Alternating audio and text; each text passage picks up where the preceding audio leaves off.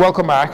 Criminal investigators seeking the public help in tracking down 23-year-old Marvin Bodie, aka Lefty. He is wanted for questioning in connection to murder. Bodie, pictured here, has a last known address of Dunmore Street, that's in Bainstown. He is described as being of dark brown complexion, heavy build, but his height is unknown. If you know of the whereabouts of Marvin Bodie, you are asked to contact CID at 502-9991 or 2. That's 502-9991 or 2. You can call 911-919, or you can remain anonymous by calling Crime Stoppers in Miami at 328-TIPS. That's 328-8477. You are also reminded that harboring or hiding a wanted criminal can also land you in jail. Meanwhile, police are also seeking the public's help in locating this young man, 23-year-old Bayano Fide. He's pictured here. His loved ones, they have reported him missing since Friday of May 24th, when he was last seen at his residence on Yamakura Beach Drive. Fide is of slim build. He's 5 feet 7 inches tall, brown complexion. If you have any information on his location, please contact your nearest police division. Also from the crime beat on Abaco on Sunday, at a residence on Green Turtle Key, a 62-year-old man tried to kill himself. Police say he was found around 2:30 p.m. in an unresponsive state after allegedly ingesting a liquid substance. He was transported to the local clinic and subsequently airlifted to New Providence for further medical attention and evaluation.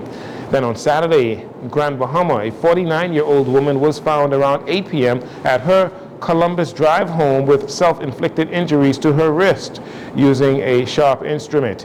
She was taken to hospital for treatment and observation. The rise in suicide attempts in country has been very alarming for a lot of people here in country. Meanwhile, police say reports on social media of a large number of counterfeit Bahamian $100 bills in circulation is not true. Additionally, the police are reminding you that making statements or publications with knowledge that the incident is untrue is a criminal offense, and any person found in violation will be prosecuted. Police say there have been no complaints related to the rumor that can cause distress in the society, particularly for business owners collecting funds. The 77th World Health Assembly in Geneva, Switzerland officially began today with the Bahamas Health and Wellness Minister, Dr. Michael Darville.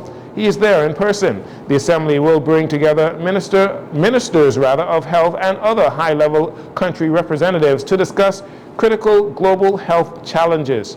Minister Darville said the meeting allows for new synergies to be created and redeveloped where necessary. This year, we intend to have bilateral discussions with Colombia, Cuba, Ghana, and some of the other African countries where we would try to work on partnerships, particularly when it comes to healthcare personnel. As you are aware, in the Bahamas, there's a shortage of specialty nurses and doctors' willingness to go into the family islands. And so this year, we will be speaking to these countries to try to get additional support while we begin our aggressive training for healthcare personnel in the country. On Saturday, May 25th, the 36th Commonwealth Health Minister meeting was held to discuss a myriad of topics, including the possible use of drones to enhance healthcare services and the delivery of healthcare services for countries like the Bahamas. I chaired one of the plenary sessions, and the topic of using drones to deliver vaccines and medication to remote areas came to the forefront. And countries like Ghana is utilizing drone technology for supplies of medications. I thought it was interesting. Other countries are doing some unique things where they're not relying so much on nurses, but using patient care technicians to be able to assist nurses to do more community-based initiatives, which I believe is very important. So as we're explaining our situation, we're also learning from the world, and for them to demonstrate how they are improvising, trying to find ways to provide services in the midst of shortages of healthcare professionals is very unique. And I believe we need to be innovative and follow suit as well to ensure that we can do a better job to provide services, particularly in our family islands. Minister Darville was expected to make his presentation today at that conference. The meeting ends on Saturday, June 1st. And finally, the University of the Bahamas has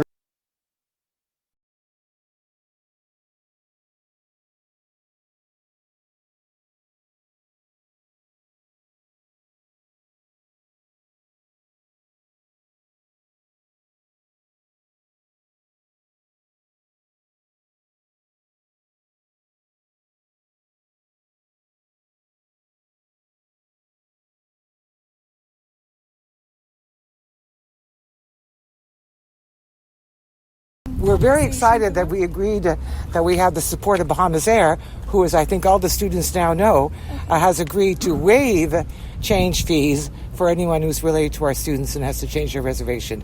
Again, an example where we partner with others and we show that we can support the nation in its entirety. And we're very excited and looking forward to perhaps one of our largest graduating classes ever, well over 600 students. The ceremony was originally meant to be held at the Thomas A. Robertson Stadium, the National Track and Field Stadium, allowing graduates an unlimited number of guests. The ceremony has been moved to Atlantis' ballroom, now set for this Wednesday. President Hodder says graduates will be allowed up to 7 guests, and an overflow room will be provided for extended family members.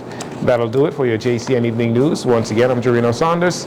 Thank you so much for joining us.